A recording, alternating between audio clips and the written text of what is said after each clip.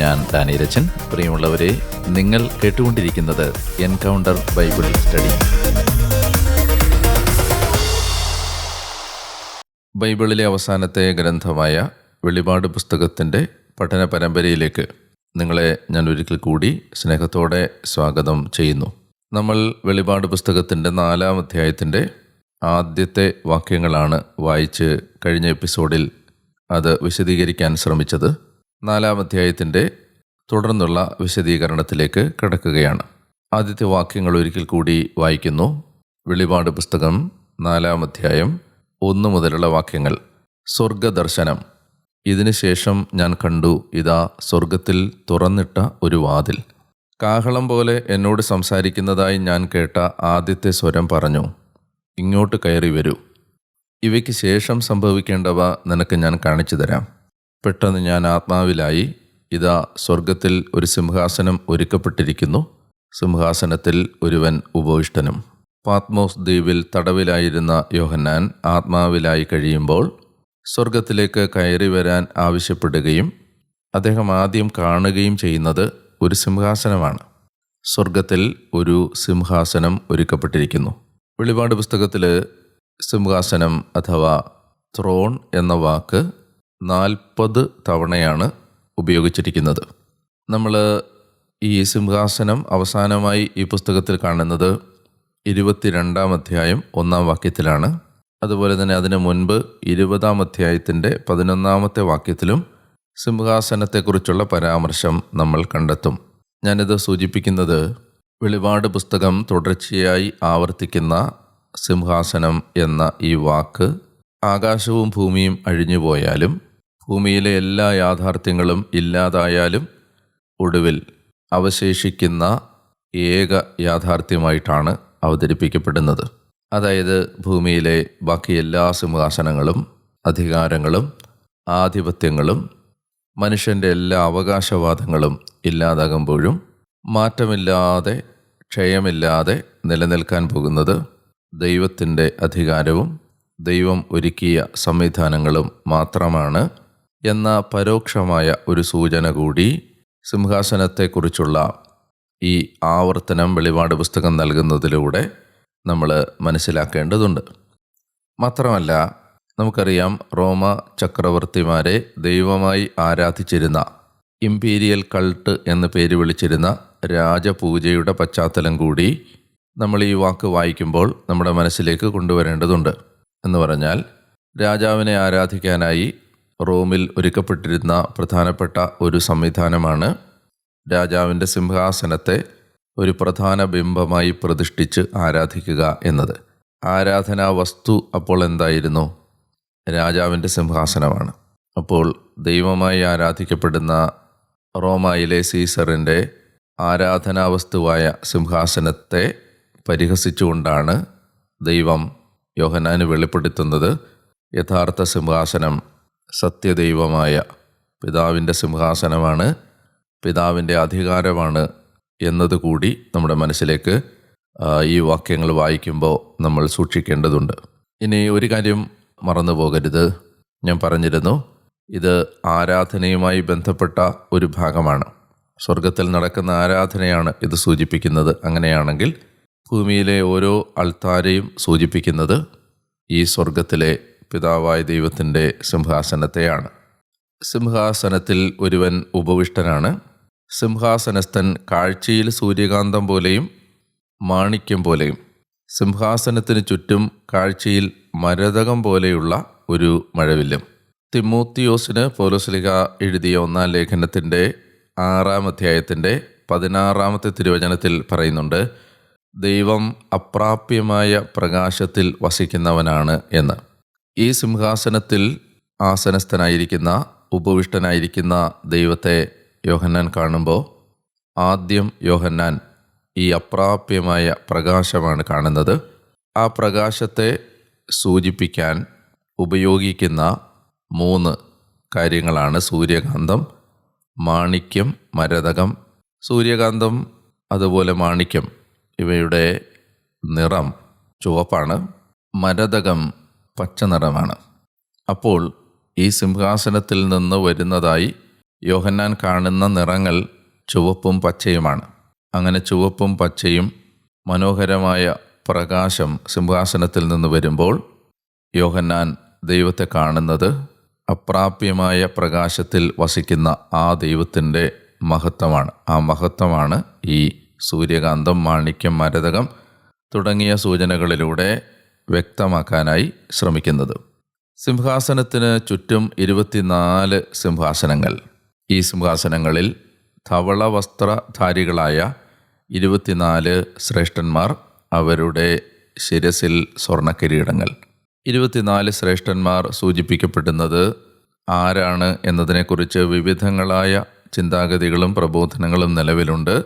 എന്നാൽ ബൈബിളിൻ്റെ മുഴുവൻ പശ്ചാത്തലത്തിലും വെളിപാട് പുസ്തകത്തിൻ്റെ പ്രത്യേക പശ്ചാത്തലത്തിലും നമ്മൾ ഇതിനെ വിലയിരുത്തുമ്പോൾ 24 ശ്രേഷ്ഠന്മാർ സൂചിപ്പിക്കുന്നത് പഴയ നിയമത്തിലെയും പുതിയ നിയമത്തിലെയും ദൈവജനത്തെയാണ്. പഴയ നിയമ പുതിയ നിയമ ദൈവജനം സൂചിപ്പിക്കപ്പെടുകയാണ് 24 ശ്രേഷ്ഠന്മാരിലൂടെ. ആ 24 ശ്രേഷ്ഠന്മാർ നമ്മളെ ഓർമ്മിപ്പിക്കുന്ന ഒരു പഴയ നിയമ ഭാഗമുണ്ട്.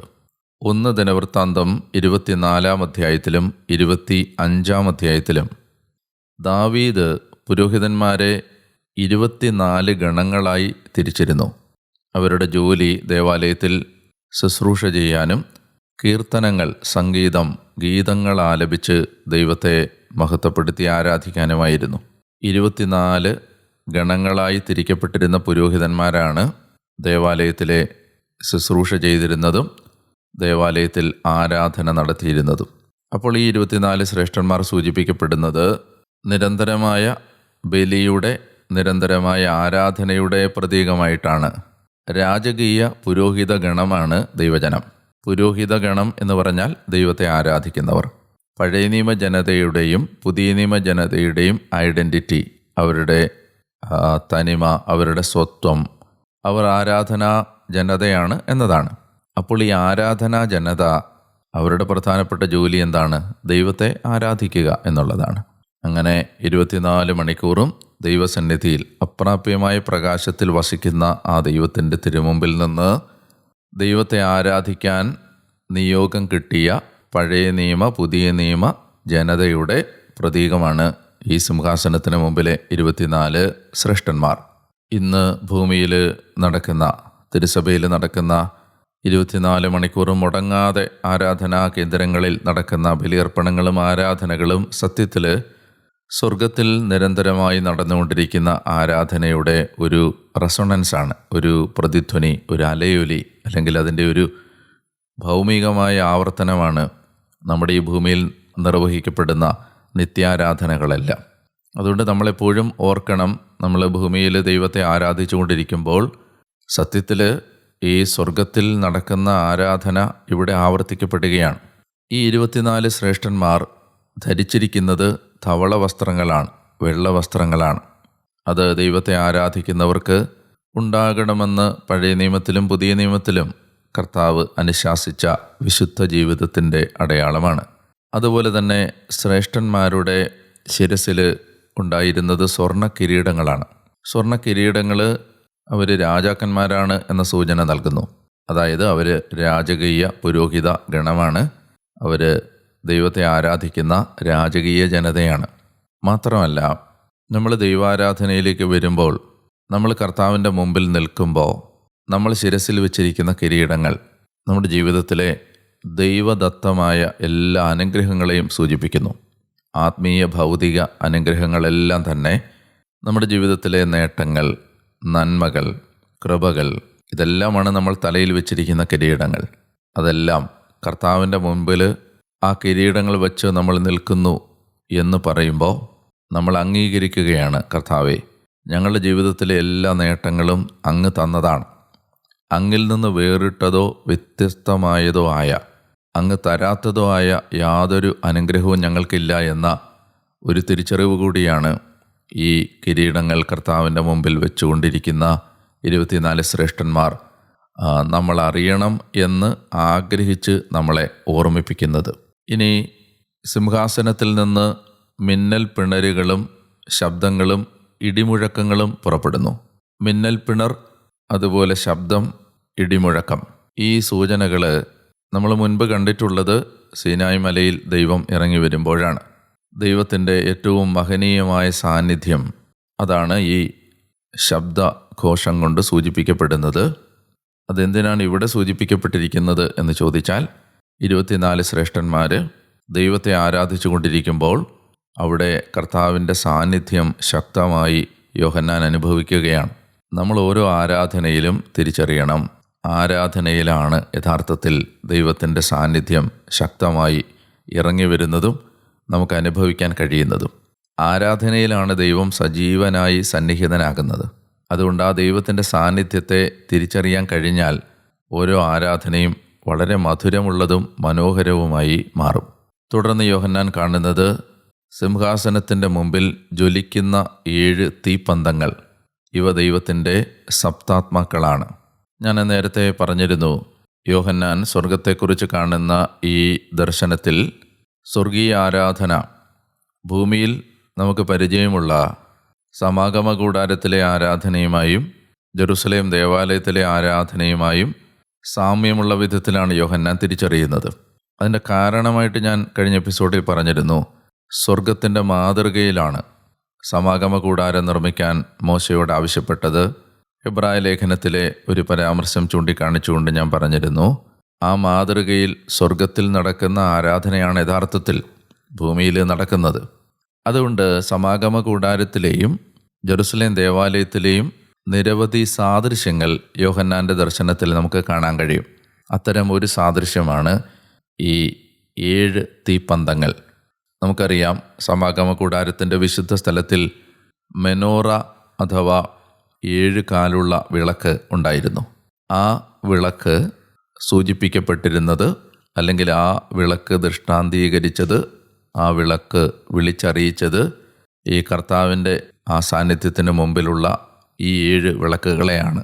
സ്വർഗത്തിൽ കാണുന്ന ദർശനത്തിലെ ആ 7 വിളക്കുകളാണ് ഭൂമിയിലെ മെനോറ വഴി സൂചിപ്പിക്കപ്പെട്ടത്. അത് ഈ 7 ദീപങ്ങൾ ഞാൻ നേരത്തെ വിശദീകരിച്ചപ്പോൾ പറഞ്ഞതാണ്.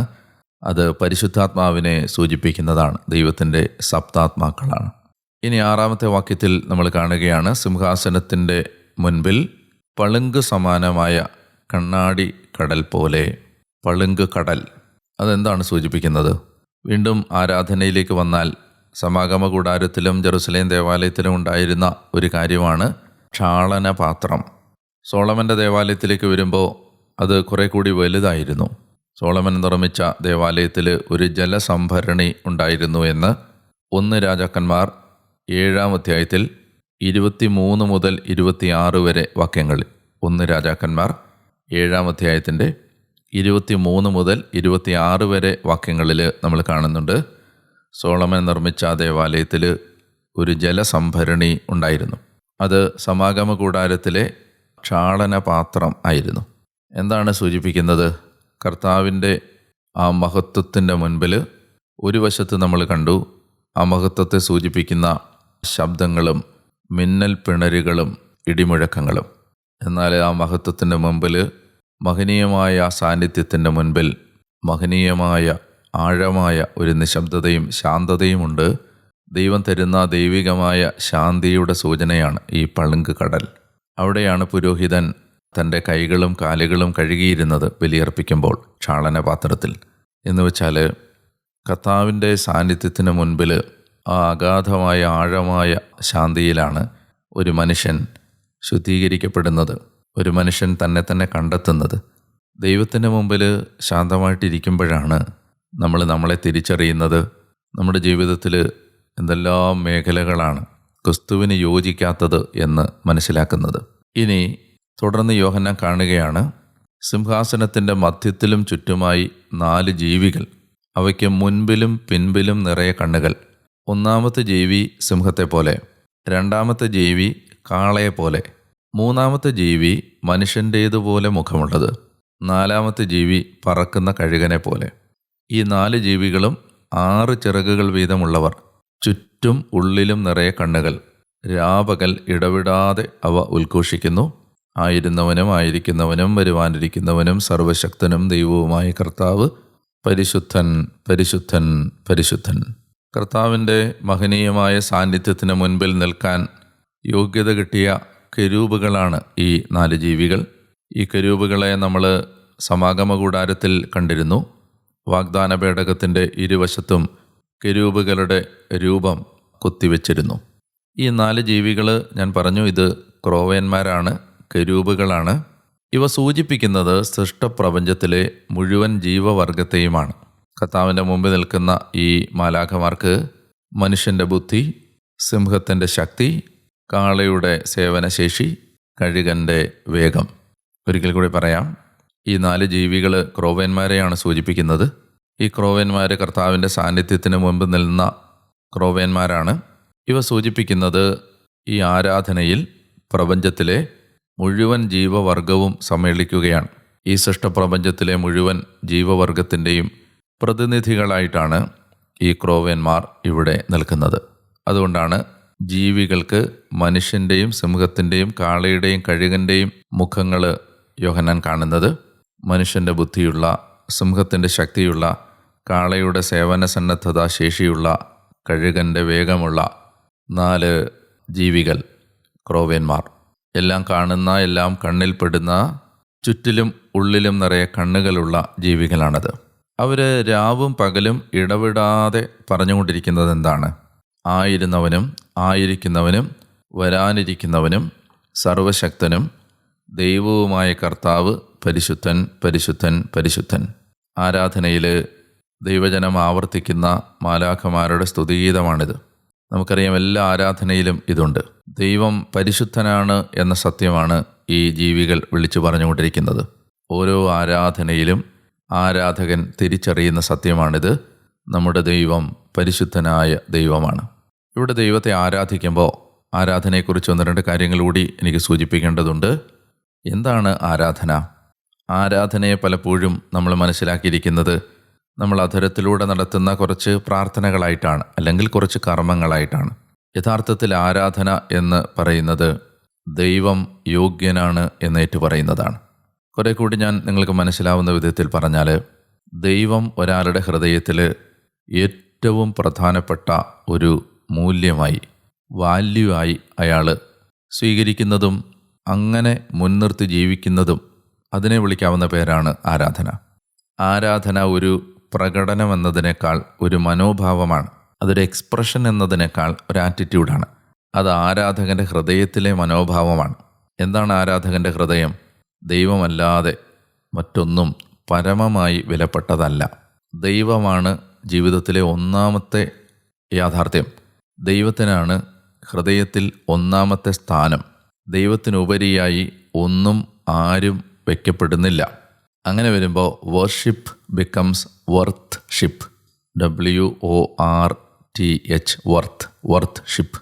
Worship becomes worthship. We are realising how much worthy our God is for us. ഒരാൾ ദൈവത്തിൻ്റെ വലിപ്പം, ദൈവം എത്രമാത്രം വലിയവനാണ്, ദൈവം എത്രമാത്രം വിലമതിക്കപ്പെടേണ്ടവനാണ്, ദൈവമാണ് ഏറ്റവും വലിയ യാഥാർത്ഥ്യമെന്ന് ആ ദൈവത്തിൻ്റെ വർത്തിനെസ്, യോഗ്യത തിരിച്ചറിയുന്നതിൻ്റെ പേരാണ് ആരാധന. അതുകൊണ്ടാണ് അവരിങ്ങനെ ആവർത്തിക്കുന്നത്. ആയിരുന്നവനും ആയിരിക്കുന്നവനും വരാനിരിക്കുന്നവനും സർവശക്തനും ദൈവവുമായ കർത്താവ് പരിശുദ്ധൻ, പരിശുദ്ധൻ, പരിശുദ്ധൻ.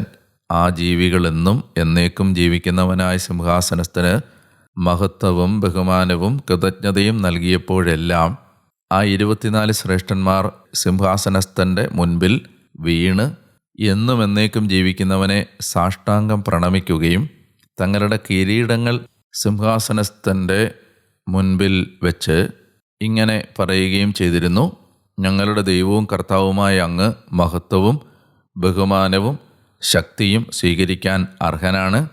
എന്തെന്നാൽ അങ്ങ് സർവവും സൃഷ്ടിച്ചു, അങ്ങയുടെ ഹിതത്താൽ അവ ഉണ്ടാവുകയും സൃഷ്ടിക്കപ്പെടുകയും ചെയ്തു. നോക്കുക, പല കാര്യങ്ങൾ ഇവിടെ ശ്രദ്ധിക്കേണ്ടതുണ്ട്. ഒന്നാമത്തേത് ഞാൻ പറഞ്ഞു, എന്താണ് ആരാധന? ദൈവം നമുക്ക് ഏറ്റവും പരമമായി അവൻ മാത്രമാണ് യോഗ്യൻ, വലിയവൻ എന്ന് തിരിച്ചറിയുന്നതാണ് ആരാധന. ആ തിരിച്ചറിവാണ് ഇവിടെ അവർ പറഞ്ഞുകൊണ്ടിരിക്കുന്നത്. 24 ശ്രേഷ്ഠന്മാർ പറയുകയാണ്, അങ്ങാണ് ആരാധനയ്ക്ക് യോഗ്യൻ. ഇനി ആരാധിക്കുന്നതിനായി അവർ കണ്ടെത്തുന്ന കാരണം എന്തു പറഞ്ഞാണ് ആരാധിക്കുന്നത്? എന്നെ അവിടുന്ന് സഹായിച്ചു, രോഗം സുഖപ്പെടുത്തി, അല്ലെങ്കിൽ എനിക്ക് വേണ്ടതെല്ലാം തന്നു, എൻ്റെ ഭൗതിക ആവശ്യങ്ങൾ തൃപ്തിപ്പെടുത്തി, ഇതൊന്നുമല്ല പറയുന്നത്. ആരാധിക്കാൻ അവർ കണ്ടെത്തുന്ന കാരണം, അങ്ങാണ് എല്ലാം സൃഷ്ടിച്ചത്. A creator God is being worshipped.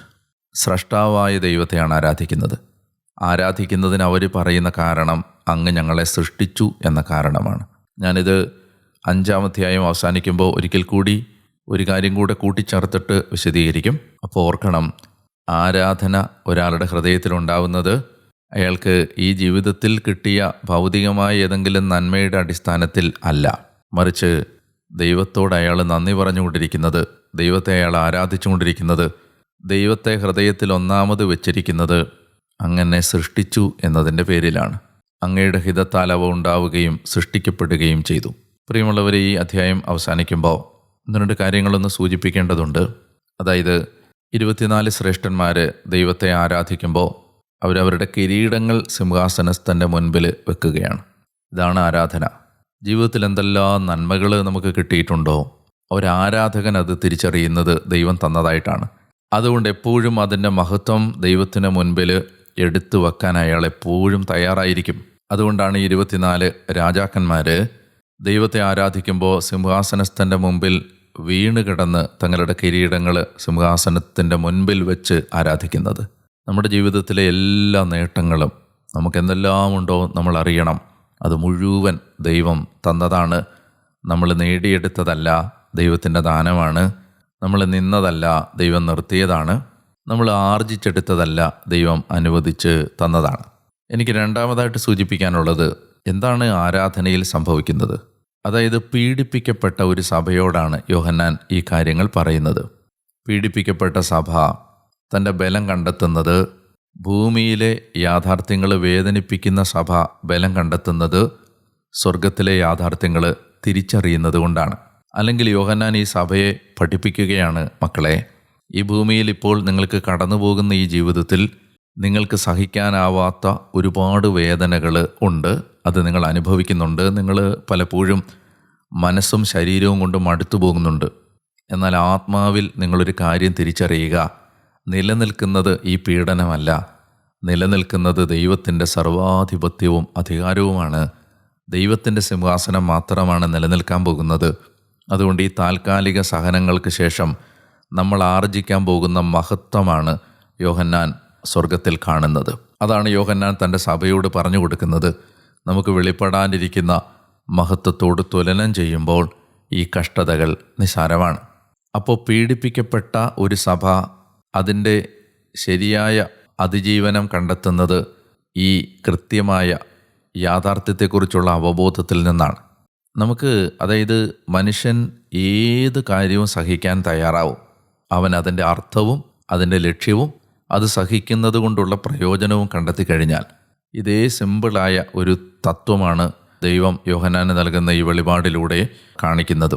മറ്റൊരു കാര്യം എനിക്ക് ഈ അധ്യായം അവസാനിക്കുന്നതിന് മുമ്പ് നിങ്ങളുടെ ഹൃദയത്തിലേക്ക് കൊണ്ടുവരേണ്ടത്, നമുക്ക് ജീവിതത്തിൻ്റെ നഷ്ടപ്പെട്ട താളവും ലക്ഷ്യവും തിരികെ കിട്ടുന്നത് ആരാധനയിലാണ്. എന്ന് പറഞ്ഞാൽ എന്താണ്?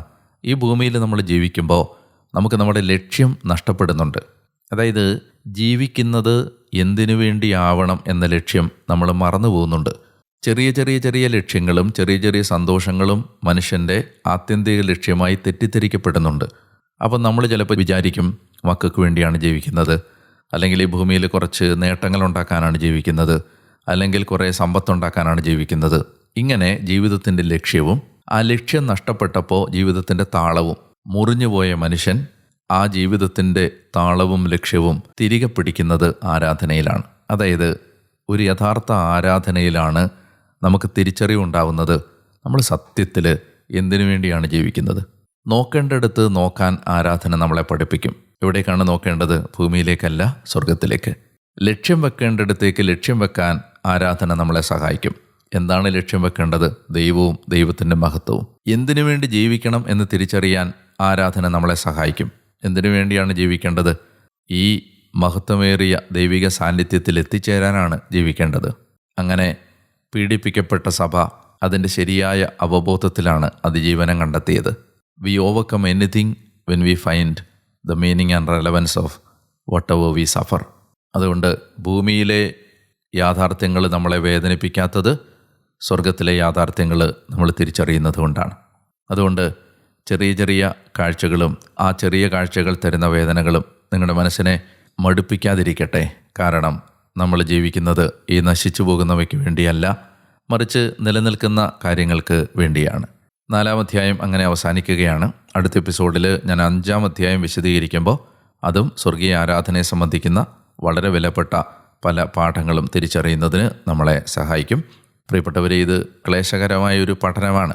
ഒരുപാട് പേര് മെസ്സേജിലൂടെ ഒക്കെ പറയുന്നുണ്ട് മനസ്സിലാക്കാൻ ബുദ്ധിമുട്ടുള്ള കാര്യങ്ങളാണ് എന്ന്. നിങ്ങൾ അറിയേണ്ട 1-2 കാര്യങ്ങൾ ഈ എപ്പിസോഡിൽ ഒന്ന് സൂചിപ്പിക്കാൻ ആഗ്രഹിക്കുന്നു. അതോടെ അവസാനിപ്പിക്കാം. അതായത്, നമ്മൾ ഈ വചനം പഠിക്കാൻ ആഗ്രഹിക്കുന്ന എല്ലാ ആളുകളും പ്രാർത്ഥിക്കേണ്ട ഒരു കാര്യമാണ് എഫേസോസ് 1:17. പിതാവേ, ജ്ഞാനത്തിൻ്റെയും വെളിപാടിൻ്റെയും ആത്മാവിനെ എനിക്ക് പ്രദാനം ചെയ്യണമേ. 2-ാമത്തെ കാര്യം, നമ്മൾ ഇത് വെളിപാട് പുസ്തകം പഠിക്കുമ്പോൾ നമ്മൾ ഒരല്പം പെയിൻ അതിനു വേണ്ടി എടുക്കണം. എന്ന് വെച്ചാൽ, നമ്മൾ വെറുതെ ഇങ്ങനെ കേട്ടു പോകുന്നതിന് പകരം 30 മിനിറ്റ് പരമാവധി നീളുന്ന ഒരു എപ്പിസോഡാണ് ഏറ്റവും പരമാവധി. ഇതിങ്ങനെ നിർത്തി കേട്ട് ചിന്തിച്ച് എഴുതി പഠിച്ച് പോകുന്ന ഒരു പെയിൻ നമ്മളിതിനു വേണ്ടി എടുക്കേണ്ടതുണ്ട്. അതുപോലെ തന്നെ നിങ്ങൾ മനസ്സിലാക്കേണ്ടത്, ഞാൻ സുവിശേഷ ശുശ്രൂഷയുമായി നടത്തിക്കൊണ്ടിരിക്കുന്ന ഒരുപാട് യാത്രകൾക്കിടയിലും തിരക്കുകൾക്കിടയിലുമാണ് ഇത് പറഞ്ഞു തരാൻ ശ്രമിക്കുന്നത്.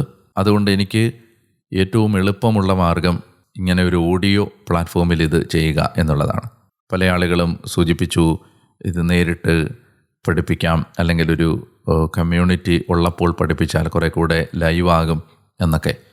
നിങ്ങൾ മനസ്സിലാക്കേണ്ടത്, 24 മണിക്കൂറിൽ കിട്ടുന്ന സമയം നഷ്ടപ്പെടുത്താതെ നിങ്ങൾക്ക് പ്രയോജനമാകണം എന്ന് കരുതി ആ തിരക്കിനിടയിൽ എനിക്ക് ചെയ്യാൻ കഴിയുന്ന, ഏറ്റവും എളുപ്പത്തിൽ ചെയ്യാൻ കഴിയുന്ന കാര്യം ഇങ്ങനെ പഠിപ്പിക്കുക എന്നതാണ്.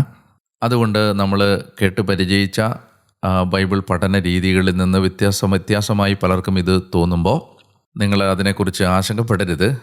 ഇങ്ങനെയും ബൈബിൾ പഠിക്കാം. ഒരാൾ യഥാർത്ഥമായി പഠിക്കാൻ ആഗ്രഹിക്കുന്നുണ്ടെങ്കിൽ അയാൾക്കിത് ഈ ഒരു പ്ലാറ്റ്ഫോം ബുദ്ധിമുട്ടാവില്ല എന്ന് ഞാൻ വിചാരിക്കുന്നു. എളുപ്പത്തിൽ, അല്ലെങ്കിൽ അധികം കഷ്ടപ്പെടാതെ, അല്ലെങ്കിൽ കുറേ സ്പൂൺ ഫീഡിങ് പോലെ പഠിക്കാൻ ആഗ്രഹിക്കുന്ന ആളുകൾക്ക് പഠിക്കാൻ കഴിയുന്ന ഒരു പുസ്തകമല്ല വെളിപാട് പുസ്തകം. അതുകൊണ്ട് നിങ്ങൾക്കതിന് കഴിയുന്നില്ലെങ്കിൽ കുറേ കാലത്തേക്ക് നമുക്ക് പ്രാർത്ഥനാപൂർവം ഈ പുസ്തക പഠനം മടക്കി വെച്ചിട്ട് കുറേ കൂടി നമുക്ക് പാകമാകുന്നൊരു സമയമുണ്ടെന്ന് തോന്നുമ്പോൾ വീണ്ടും ഈ എപ്പിസോഡുകളിലേക്ക് തിരികെ വരിക എന്നുള്ളത് മാത്രമാണ് എനിക്ക് നിങ്ങൾക്ക് തരാനുള്ള ഉപദേശം.